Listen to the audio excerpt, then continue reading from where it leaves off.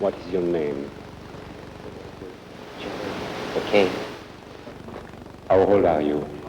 31. In which school were you educated, or any The university? Naval Academy. What is your rank in the Army? Lieutenant Commander in the Navy. And your official number? 624787.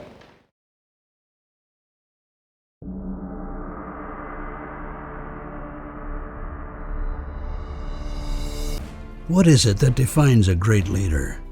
Is it his courage? Is it his courage to do the difficult and not just the easy things?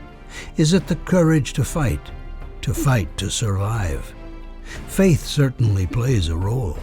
Faith in God, faith in your fathers, faith in your friends and band of brothers.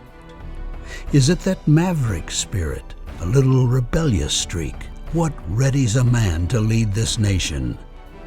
Is it his principles, the willingness to stand up and fight for his convictions? Is it his life experience? Most certainly, it's a matter of the heart to have humility, the heart to never surrender.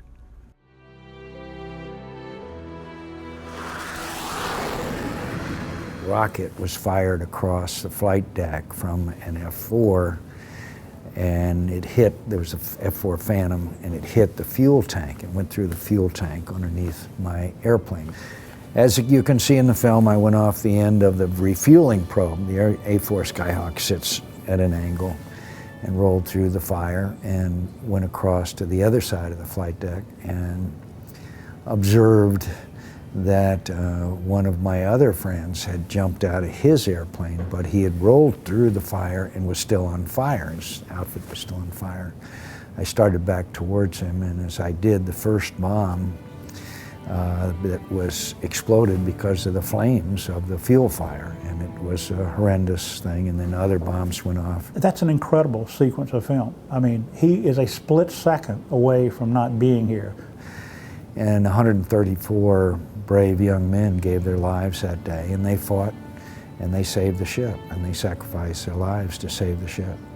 2 days later, after going through sick bay and getting patched up for the shrapnel wounds and some burns, as I recall, John McCain is volunteering to go to another carrier to go fly missions over North Vietnam. That's just everything about him. He is that committed, that dedicated, not to war, not to going into battle, but to doing his duty. Went back on the Forrestal, which was headed back to the United States because the damage was so severe. And a guy came over from the Oriskany, another aircraft carrier, and said, we need more pilots. They'd lost a lot of pilots, and I volunteered to go over and serve on the Oriskany. And I was flying on the Oriskany when I was shot down and captured. Our target was the power generating plant in the city of Hanoi. Released my bombs, and as I pulled back on the stick, I was hit by a surface-to-air missile. Phone rang, so I just picked it up.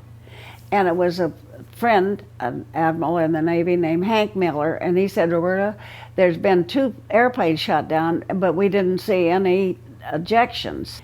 So I called Carol, my daughter-in-law, and I said, Carol, I think Johnny is dead. Do you? And she said, yes. And I said, okay, let's accept that. I sank to the bottom of the lake, and both my arms were broken.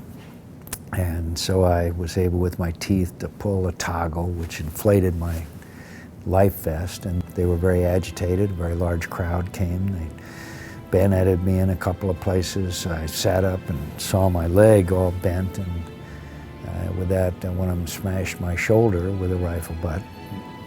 North Vietnamese soldiers came, put me on a stretcher, and put me in the back of a truck and drove me to the prison, which we know of as the Hanoi Hilton. A couple of these stewards came running out of the front door, and they said, oh, Ms. McCain, he's a prisoner of war. He's a prisoner of war. Can you believe that that's the best news I ever heard in my life? So it depends on where you're standing, what your reaction is to certain things. He was in a huge body cast, right arm sticking out of this cast like a stick out of a snowman.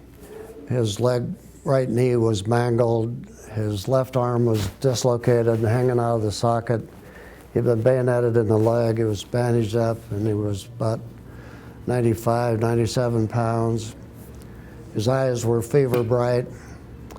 I was certain he was going to die before morning. My sense was that the Vietnamese had dumped him off on me to make it appear that the Americans had neglected him to death. But John had no intention of dying. Over a long period of time, I was able to sit up and then walk with crutches, and when I was able to walk with crutches, they immediately moved me into a cell by myself where I spent a couple of years in solitary confinement. One of the techniques that they used from time to time was to take ropes and tie it around your biceps, pull your arms back, and then loop the rope around your head and pull your leg down between your legs. It's very uncomfortable, as you can well imagine. One night I was in an interrogation room being kept in that particular position where they had left me for the night. The door of my cell opened, it was the middle of the night, and a guard walked in who used to be what we called a gun guard. He was just a sentry that walked around the camp. He walked over to me, put his finger to his lips, and unloosened the ropes that were binding me. About 5 hours later, he came back in the cell, which was obviously the end of his watch, tightened up the ropes, and left, never obviously saying a word. About 2 months later was Christmas Day.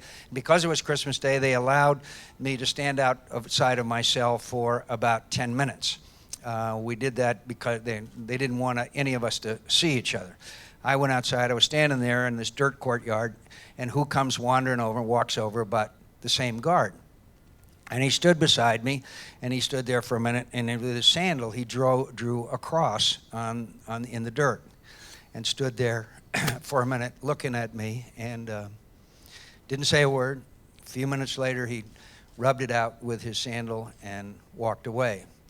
My friends, I will never forget that man. I will never forget that moment, and I will never forget the fact that no matter where you are, no matter how difficult things are, there's always going to be someone of your faith and your belief and your devotion to your fellow man who will pick you up and help you out and bring you through. I think what sustains you is faith in God, faith in country, and faith in your fellow prisoners. Faith in God is pretty obvious. Faith in country, you have to always believe that your country is doing everything it can to get you back home. Faith in one's fellow prisoner is probably as important an element. A lot of people talk about my experience as being terrible in prison. I was privileged to observe 1,000 acts of courage and compassion and love, and those that I know best and love most are those that I was in prison with. He's proven it in spades, his character and his courage and integrity when he was in prison and about to die, and they gave him a chance to come home, and he knew the damage that would be done should he accept something like that. His character came through in spades and says, no way. I can look back now and I can see that Johnny was a leader from the very beginning. I was known as Johnny's mother. They would go outside, if they want to be, they'd call for Johnny's mother, and I'd come on out. Johnny was a leader. You have to be able to inspire a Congress and a nation, and I think he's a man that can do that. This was Mom at the Wolfboro Town Hall, and she said, we wear this bracelet, it's her son's name, and by the way, it has his picture. Oh, wow. See his picture? And he's passed away? He was killed December 6th in Baghdad. Oh. And she said, I want you to do what you can to make sure that he didn't die in vain. Our sons are serving and will serve, and I just think we need a commander-in-chief that understands that. And I just couldn't really see my sons serving under someone else that didn't get it. I think that the transcendent issue of the 21st century is the struggle against radical Islamic extremism. And I, with considerable ego, say that I'm the best prepared and qualified to meet this challenge, and I think it's a threat to everything we stand for and believe in. There's this great adage that says, the best sermons are not preached, they're lived. And if you look at the life of Senator McCain, you see a life of courage, of dedication, of duty, of honor, of character, of strength, of patriotism, in a measure and in a magnitude that is epic. He is prepared through his intellect, his life experience, his character, his courage, his integrity to deal with the tough issues. That's why you make a great president. I almost feel sorry for his opponents because he stands so head and shoulders above these other people, and you don't have to guess about it. You already know exactly where he stands and what he's done, and the country and the luckiest people in the world if they get John Sidney McCain for president. How do you choose one woman, one man, one person? America at risk all over the world. And who could I pick to be commander-in-chief? How do you pick a president? Look at a pine tree, get a knife, cut out everything that doesn't look like a president. And I'll tell you what you'll see when you look at these candidates. Good people all. You'll see John McCain.